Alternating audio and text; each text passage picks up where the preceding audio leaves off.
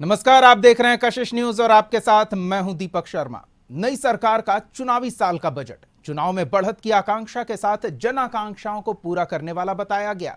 शिक्षा, स्वास्थ्य, रोजगार, सामाजिक उत्थान वाला बजट आया। साथ में आया स्व और सहयोगियों के सीटों में उत्थान की सुखद उम्मीद। केंद्र के सहयोग का विशेष उल्लेख हुआ तो केंद्र वाले दोस्तों की उम्मीद बढ़ाई गई 40 के 40 सीट के दावे के साथ। 2005 से पहले की बात हुई तो वर्तमान स्थिति की उपलब्धि ली गई और भविष्य की सुनहरी तस्वीर पेश हुई। जनता के साथ साथ भारतीय जनता पार्टी और जनता दल यूनाइटेड के लिए भी पर सवाल कई हैं। क्या बजट की बयार है या साथ का चमत्कार है? सवाल तो पूछेंगे, पर पहले देखिए हुआ क्या। बीजेपी का साथ, नीतीश का बदला अंदाज। अब बीच में जो सब पटिया के लोगों को दे रहे थे इधर उधर करने के लिए, उसका भी जांच होगा कि कौन गड़बड़ किया है और कहां से इधर से उधर किया है, और सब पर एक्शन के लिए भी सभी कार्रवाई होगी। लालू फैमिली पर वार, इस बार 200 पार। अगला बार पूरा मजबूती के साथ हम लोग लड़िए। अगला बार फिर जो चुनाव होगा तब फिर हम लोग 200 से ज्यादा ही जीत करके रहेंगे। अति पिछड़ों का बहाना, वोट पर निशाना। जब इसको बनवा दिए थे हम मुख्य, तो जानते हैं 12 में कहने लगा कि भाई पिछड़ा अति पिछड़ा को खत्म करके खाली पिछड़ा रहना चाहिए। तब हमने कहा कि एकदम बर्दाश्त हम नहीं करेंगे, पिछड़ा और अति पिछड़ा का रहना ही चाहिए। तेरा जान ले अति पिछड़ा का दो कि कैसा हालत था। विकास की बात, बिछ रही चुनावी बिसात। आज जो काम हम लोग कर रहे थे तो कह रहा था हम लोगों का क्लेम है, कुछ कोई मतलब है? हम लोग तो इतना कर रहे हैं। आप पहले कितना बहाली किए थे, बहुत बहाली किए थे, और इस बार तो हम लोगों ने 7 में से 2 में तय कर दिया था कि 10 लाख बहाली करेंगे।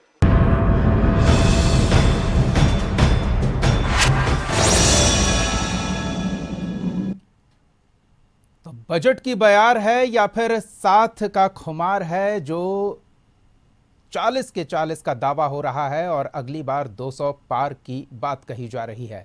चलिए, दलों के प्रतिनिधि हमारे साथ मौजूद हैं, उनसे आपका परिचय करा दें। हमारे साथ बीजेपी का पक्ष रखने के लिए मनीष बैरियार जी हैं, आरजेडी का पक्ष रखने के लिए डॉक्टर उर्मिला ठाकुर जी हैं और कांग्रेस का पक्ष रखने के लिए चंद्र प्रकाश जी हैं।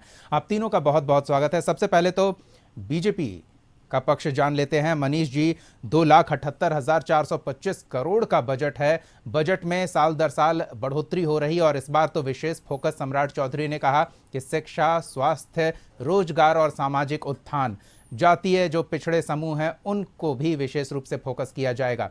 क्या लगता है कि ये चुनावी बजट था? नमस्कार, और जितने भी लोग देख रहे हैं, व्यूअर्स जो हैं, उनको भी नमस्कार।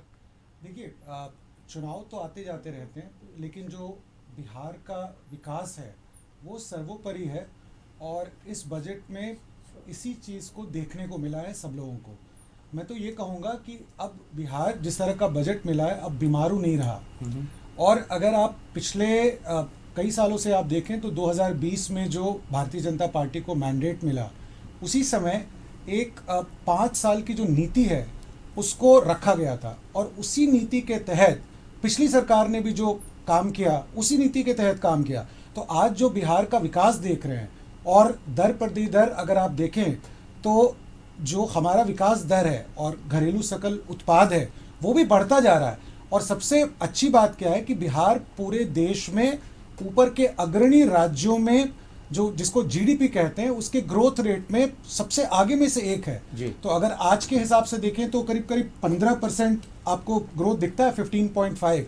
ये पूरे देश में जो है आपको बस कुछ एक राज्यों में देखने को मिलेगा, 1-2 राज्यों में।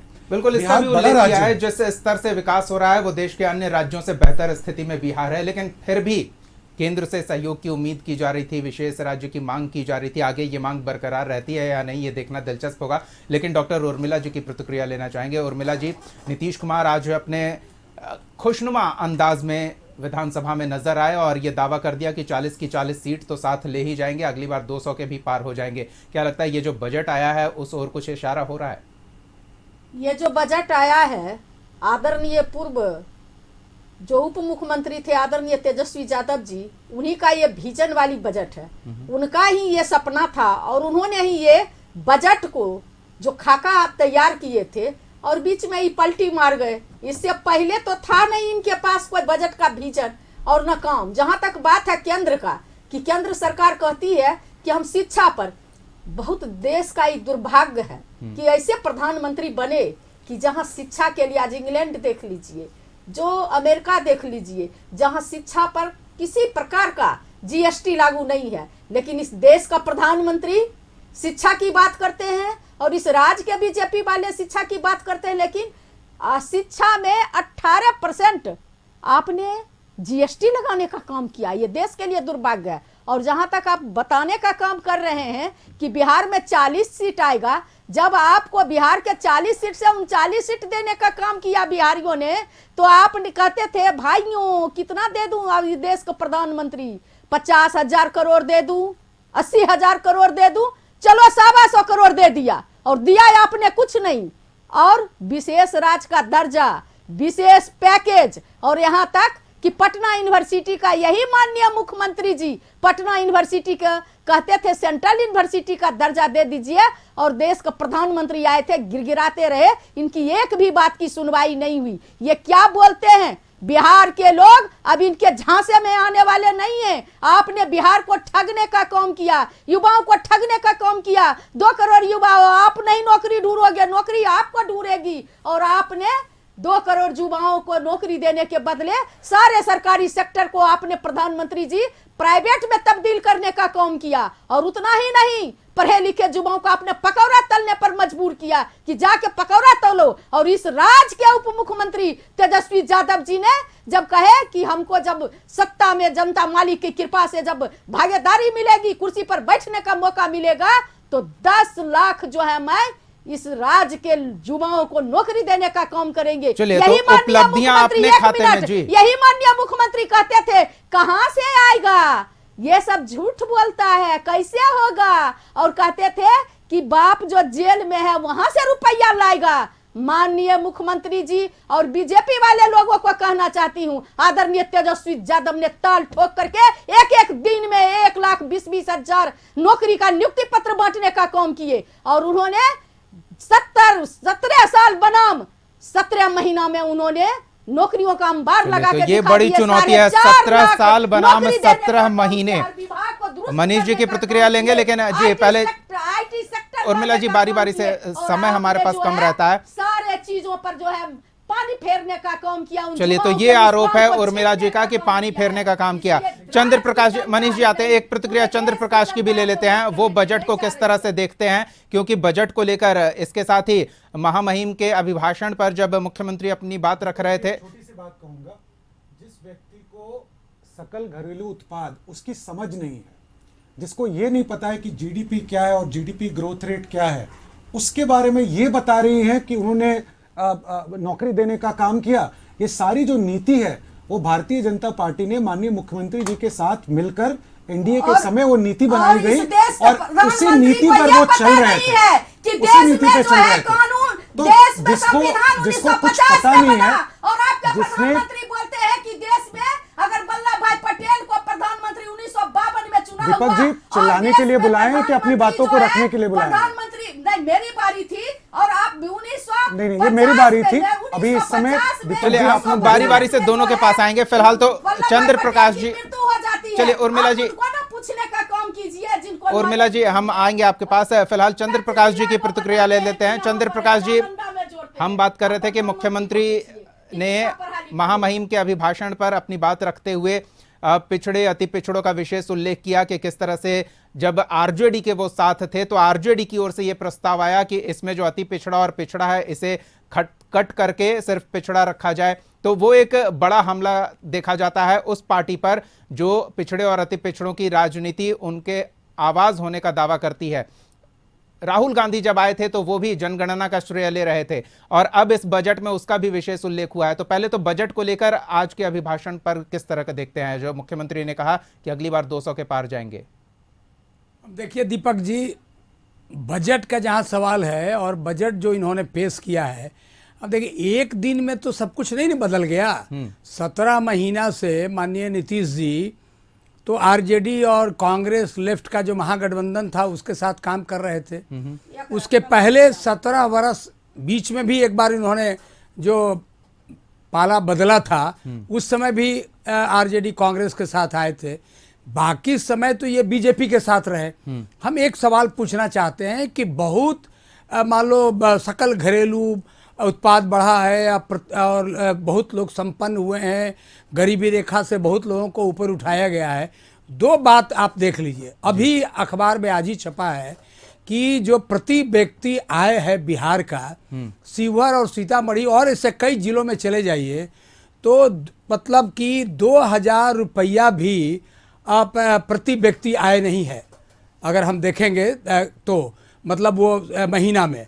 तो आप सोचिए कि माह में 2000-2500 रुपया भी जिस जिला के लोगों को आमदनी नहीं है और वो लोग जो बिहार में रह रहे हैं, ये कौन सा ग्रोथ है और कौन सा डेवलपमेंट है? ये बजट सत्र में ये समस्या शुरू हुई है चंद्र प्रकाश जी। इस शीत सत्र में तेजस्वी यादव भी इस बात का श्रेय ले रहे थे कि बिहार का विकास दर 10.4% है, देश के अन्य राज्यों से बेहतर। अरे सुनिए ना, 17 महीना में 17 वर्ष में 17 महीना घटा करके और 10-15 महीना जो पहले रहे थे, इस सब को घटा दीजिए तो बीजेपी के साथ एक लंबा शासन नीतीश जी ने बिहार में किया है और डबल इंजन की सरकार में भी इनका काम हुआ है।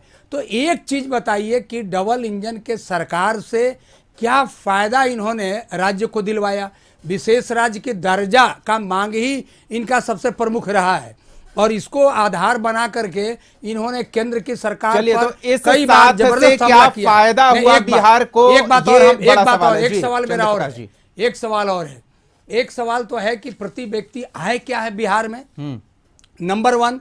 नंबर 2 कि ये 17 महीना में जो रोजगार मिला है, क्या ये रोजगार का जो सिलसिला है नीतीश कुमार जी आगे इसको जारी रखेंगे? ये इनके लिए सबसे बड़ी चुनौती है और अगर ये जारी नहीं रखेंगे, इसमें फेल करेंगे तो जनता ये बताएगी कि क्रेडिट कौन ले रहा था।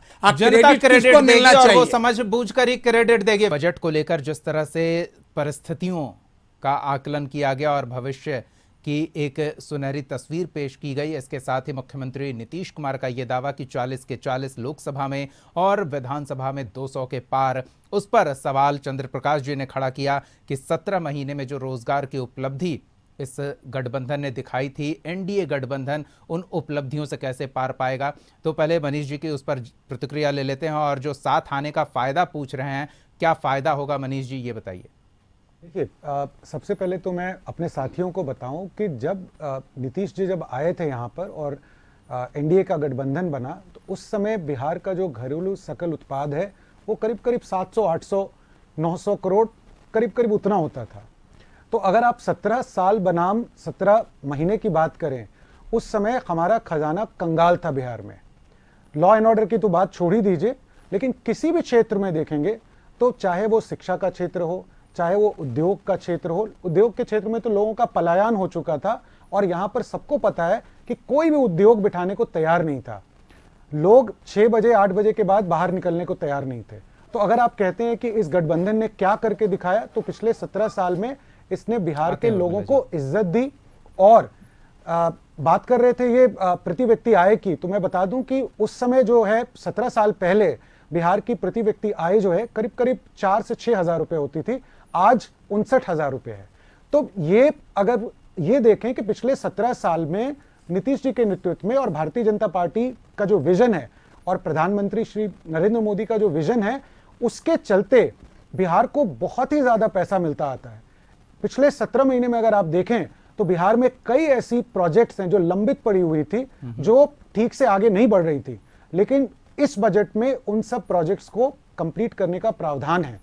तो अगर आप केंद्र सरकार की तरफ देखें तो कई ऐसी परियोजनाएं हैं और इनफैक्ट अगर मैं डिटेल्स में नहीं जा रहा हूं, लेकिन अगर आप देखें तो बहुत सारी परियोजनाएं हैं जिसमें राज्य सरकार का हिस्सा अगर 60 से 70% होता है तो केंद्र सरकार वहां पर आगे बढ़ करके उस प्रोजेक्ट को राज्य सरकार 10% देती है और लंबित प्रोजेक्ट्स को केंद्र सरकार 90 से 95% देकर के पूरा करती है। तो केंद्र सरकार की तरफ से बिहार के लिए हमेशा तो से। मनीष जी, ऐसे में ये स्वाभाविक सवाल उठता है कि ये जो आरोप लगाते थे जब इनकी गठबंधन की सरकार थी कि केंद्र से सहयोग नहीं मिल रहा है, तो क्या वाकई ऐसा था? वो गलत है। केंद्र से सहयोग जरूर मिलता था, लेकिन केंद्र की तरफ से जिस तरह का परफॉर्मेंस पैरामीटर्स है, उस परफॉर्मेंस पैरामीटर पर खासकर आरजेडी के कोटे के जो यही मंत्री आरोप लोग हैं, मुख्यमंत्री नीतीश कुमार का है, साथ छोड़ने का। एक एक प्रतिक्रिया बारी बारी से काम नहीं किया। एक मिनट जी। कई सारे उनके विभाग हैं जहां पर परफॉर्मेंस बहुत पुअर था और सरकार की तरफ से, केंद्र सरकार की तरफ से सवाल जवाब किया जाता था कि आप इस चीजों को क्यों नहीं खर्च कर रहे हैं। और जैसा कि नीतीश जी ने भी बताया कि करप्शन चरम सीमा पर था और उसके लिए उन्होंने बोला भी कि फाइल खुलने वाली है। तो देखिए, अगर कभी कोई भी पैसा है जनता का पैसा, अगर जनता के पैसे को बर्बाद किया जाए, जनता के पैसे को लूटा जाए, आज जो है नेता प्रतिपक्ष जो हैं अरबपति बन गए। कैसे बन गए 17 महीने में? चलिए प्रतिक्रिया ले लेते हैं। उर्मिला जी, ये गंभीर आरोप है। सवाल पूछूंगा कि वो अरबपति पिछले 17 महीने में कैसे बन गए? चलिए जवाब ले लेते हैं, जवाब ले लेते हैं। मनीष जी, जैसा जवाब ले से लेते आप हैं। पूछ लीजिए ना, नॉन चौटाला से परफॉर्मेंस पूछ का लीजिए ना, आरोप। जिनको आप मिलाए हैं, बिहार की जनता और के पैसे को इस जो तरह से सब- क्यों लूटा जा रहा है? उर्मिला इसका जी। जवाब देना चाहिए उन्हें। जी बोलिए।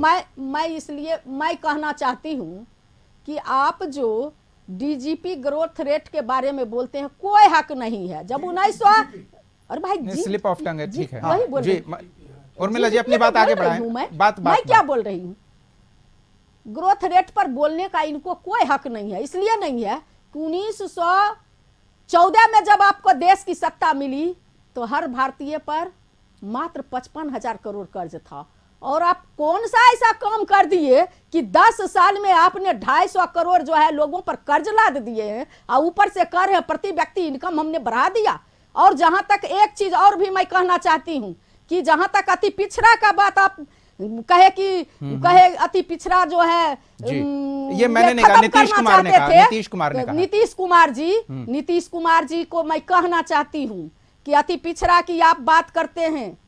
आदरणीय इस देश के जो जननायक कर्पूरी ठाकुर जी के बेटे हैं रामनाथ ठाकुर, उनको कुटीर उद्योग मंत्री किसने बनाया? आपके यहाँ रविंदर तांती गए, उनको कौन बनाया? आपके यहाँ भीम सिंह गए, उनको किसने बनाया? और सबसे ज्यादा अति पिछड़ा भाई जो ये बीजेपी वाले बोलते हैं, जो महात्मा गांधी को गोली मारने वाले नाथूराम गोडसे के लोग बोलते हैं, इनके सामने अति पिछड़ा के लोग, अगर 90 में आदरणीय लालू प्रसाद यादव जी का उदय नहीं होता तो कोई भी अति पिछड़ा का लोग हो, SC ST का लोग अपने बाप दादा का टाइटल बताने से डरता था, कुर्सी पर बैठने से डरता था। उस मानसिक आजादी को किसने दिया? आदरणीय लालू प्रसाद यादव ने। और 12% आरक्षण, जननायक कर्पूरी ठाकुर का 12% आरक्षण 18% किया गया। तो नीतीश कुमार श्रेय ले रहे हैं उर्मिला जी ने उस 18% को 25% अति पिछड़ा का किए, और जो हमारे SC ST के जो हमारे SC के लोग हैं उसका 20% किया गया। ठीक है उर्मिला जी, समय कम है। चंद्र प्रकाश जी की प्रतिक्रिया जरूरी है। चंद्र प्रकाश जी बोलिए। वो तो कह रहे हैं ना कि साथ आने से फायदा मिला, केंद्रीय अनुदान बढ़ा, जो नॉन परफॉर्मिंग इस महागठबंधन की सरकार थी, अब परफॉर्मेंस दिखेगा। एक मिनट देखिए दीपक जी, ये किसने आरोप लगाया कि केंद्र से हमको सहयोग नहीं मिल रहा है? ये नीतीश कुमार जी ने लगाया, ये हम नहीं बोल रहे हैं। आज नीतीश कुमार जी पाला बदल के इधर चले आए तो वो सब जितना अवगुण था वो सब खत्म हो गया, जितना उनका शिकायत था केंद्र सरकार से वो सब खत्म हो गया। ये देखिए, आम लोग भी इस बात को समझता है कि आप इधर से उधर चले गए तो अब वो सब कुछ दूध से धुला हुआ हो गया। लेकिन एक दो बात का हम जवाब दे दें। देखिए, जो कह रहे हैं कि पहले प्रति व्यक्ति आय का जिन्होंने कहा कि 4,000 5,000, देखिए वो नहीं है सालाना। आप जो 59,000 की बात कर रहे हैं, ये एक पटना जिला का बात मत करिए, पूरे बिहार का बात करिए। 21,000 शिवहर जिला का, हम बिहार में बात कर रहे हैं ना, बिहार के बजट की बात कर रहे हैं। आज भी प्रति व्यक्ति आय साल में 21,000 रुपया है। अब 21,000 को आप 12 से डिवाइड करिए, पता चलेगा कि पर मंथ पर व्यक्ति क्या आय है प्रति व्यक्ति। ये एक नंबर 1। नंबर 2, आज के दिन में आज भी 8 करोड़ से ज्यादा लोग मुफ्त अनाज के ऊपर निर्भर करते हैं। ये कौन सा विकास है? वक्त अब हमारे पास नहीं है, सवाल कई हैं और इन सवालों का जवाब जनता बेहतर तरीके से देगी, लेकिन एक एक बस हाँ या ना में जवाब। क्या ये जो नीतीश कुमार दावा कर रहे हैं 40 के 40 और विधानसभा में 200 के पार संभव दिख रहा है? उर्मिला जी, सिर्फ हाँ या ना में।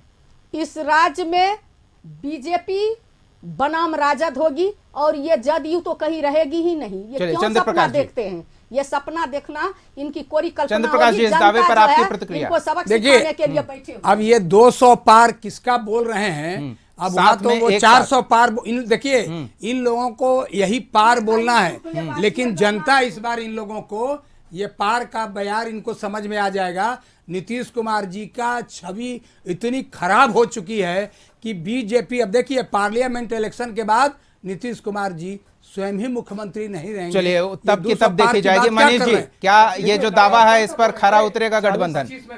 40 के 40 पूरा बिहार में पार होगा। प्रधानमंत्री जी की जो छवि है बिहार के एक एक जनता के सामने उजागर है और वो सब लोग पूरे जोर और मजबूती के साथ जो है वो वोट देंगे और पूरे देश में भी जो है इस बार पहली बार चलिए, तो दावों का 400 पार परीक्षण करके निरीक्षण जाए। जल्द हो जाएगा, उसमें समय ज्यादा नहीं है, समय नजदीक है। देखना दिलचस्प होगा कि इन दावों में कितना दम है, जनता उससे कितना दमदार बताती है। फिलहाल बहुत बहुत धन्यवाद उर्मिला जी और चंद्र प्रकाश जी और मनीष बरियार जी इस चर्चा में शामिल होने के लिए, हमारे साथ जुड़ने के लिए। तो अगली बार एक और सवाल के साथ हम फिर मिलेंगे, तब तक के लिए देखते रहिए कशिश न्यूज।